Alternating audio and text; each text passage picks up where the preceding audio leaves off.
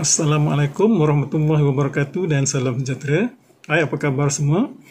Sekarang kita sambung lagi mata pelajaran sejarah tahun 6, Unit 7 Malaysia di Persada Sukan. Tajuk penganjuran sukan antarabangsa. SP 12.1.2, 12.1.3. Kenegaraan 12.1.5 dan 12.1.6. Buku teks di halaman 159 hingga 161. Jom sama-sama kita belajar sejarah.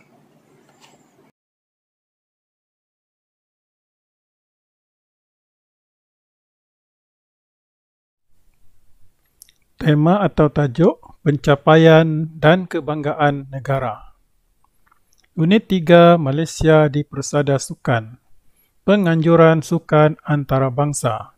Standard kandungan 12.1 Sukan Kebanggaan Negara. Standard pembelajaran 12.1.3 menjelaskan peranan Malaysia dalam penganjuran sukan antarabangsa. Kenegaraan 12.1.6 menilai kepentingan sukan kepada pembangunan negara. Objektif, pada akhir pengajaran dan pembelajaran, murid akan dapat: pertama, menyatakan pencapaian Malaysia dalam bidang sukan di peringkat kebangsaan dan antarabangsa. Kedua, menjelaskan peranan Malaysia dalam penganjuran sukan antarabangsa. Dan yang ketiga, menyenaraikan dua kepentingan sukan kepada pembangunan negara. Sekarang sama-sama kita lihat tajuk hari ini, penganjuran sukan antarabangsa. Negara kita telah diberi penghormatan oleh Badan Sukan Dunia untuk menganjurkan sukan bertaraf antarabangsa. Malaysia dipilih kerana dapat menyediakan pelbagai kemudahan dan berjaya mengendalikan sukan-sukan tersebut. Kita lihat di sini gambar Kompleks Sukan Bukit Jalil mempunyai pelbagai kemudahan sukan bertaraf dunia. Kita lihat Stadium Malaysia terbesar di dunia, antara yang terbesar ya. Ini contoh-contoh tempat sukan yang berkenaan seperti stadium untuk permainan bola sepak dan olahraga. Seterusnya, sejarah penganjuran sukan antarabangsa di negara kita telah bermula sejak tahun 1965 ya, tahun 1965. Penganjuran sukan ini meletakkan Malaysia dalam kalendar sukan antarabangsa. Jadi negara kita terkenal juga sebagai pusat untuk menganjurkan sukan bertaraf antarabangsa kerana dapat menyediakan pertama tadi pelbagai kemudahan dan membuktikan berjaya mengendalikan sukan-sukan tersebut. Sekarang kita lihat yang pertama di situ ialah Sukan SEA. Negara kita menjadi penganjur kepada 5 tamasya Sukan SEA iaitu pada tahun 1965, 1971, 1977, 1989 dan 2001. Tupai emas telah dipilih sebagai maskot Sukan SEA pada tahun 2001. Penganjuran kejohanan sukan ini telah membantu merapatkan hubungan Malaysia dengan negara serantau Asia Tenggara. Jadi pada tahun 2001, maskot tupai emas telah digunakan untuk Sukan SEA. Seterusnya kita lihat Sukan Commonwealth. Penganjuran Sukan Commonwealth pada tahun 1998 di Kuala Lumpur telah menjadikan Malaysia negara Asia pertama menganjurkan kejohanan ini. Stadium Nasional Bukit Jalil menjadi stadium utama kejohanan. Orang-utan telah dipilih sebagai maskot dan bunga raya menjadi logo Sukan Commonwealth. Kita lihat di sini pada tahun 1998.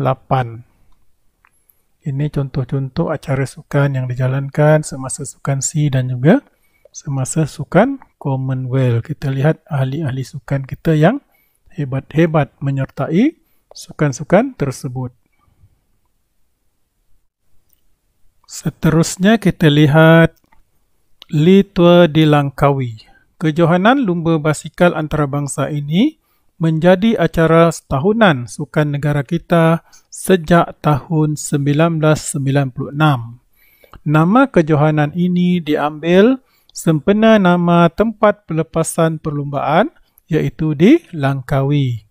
Laluan perlumbaan yang menjelajah seluruh negara telah mempromosikan tempat-tempat menarik di Malaysia. Jadi, tempat-tempat menarik telah dipromosikan melalui sukan ini kerana laluannya ialah menjelajah seluruh negara. Seterusnya, kita pergi kepada Formula 1 dan Formula E. Negara kita menjadi penganjur kejohanan Formula 1 atau Formula 1 sejak tahun 2000. Pembinaan Sepang International Circuit telah menyediakan kemudahan bertaraf dunia. Formula E telah diadakan di Putrajaya pada tahun 2014. Ini lambang Formula 1 atau Formula 1. Ini pula ialah Formula E. Lihat di sini, yang gambar Li Tua di Langkawi, peserta berbasikal. Seterusnya, ini Formula 1 ya. Seterusnya kita lihat sukan permotoran. Negara kita menjadi penganjur sukan permotoran sejak tahun 1991. Sukan permotoran yang dianjurkan ialah Grand Prix Motorcycle Racing, MotoGP, Superbike World Championship, SBK. Kita lihat di sini, SBK, Superbike Firm World Championship dan MotoGP. Kita lihat, tahukah anda Formula 1 bermaksud FIA, ya? Formula 1 Championship, F1A. Ya? Formula E bermaksud FIA, Formula E Championship. Ini maksudnya Formula 1 dan Formula E. Seterusnya kita pergi kepada Piala Monsun. Piala Monsun, sukan ini dianjurkan di Pulau Duyung, Terengganu sebagai acara tahunan sejak tahun 2005. Perlumbaan di negara kita merupakan acara penutup dalam kalendar kejohanan World Match Racing. Kita lihat di sini, ini ialah sukan permotoran dan ini pula ialah Piala Monsun. Ini sebenarnya boleh menarik pelancong datang ke negara kita. Baiklah, penganjuran sukan yang seterusnya ialah Hoki Piala Dunia. Negara kita menjadi tuan rumah kejohanan ini pada tahun 1975 dan 2002. Kejohanan ini telah diadakan di Stadium Merdeka pada tahun 1975 dan Stadium Hoki Nasional Bukit Jalil pada tahun 2002. Jadi tempat yang berlainan pada tahun 1975 dan 2002. Kemudian Piala Thomas. Piala Thomas ini merupakan piala yang terkenal untuk permainan badminton.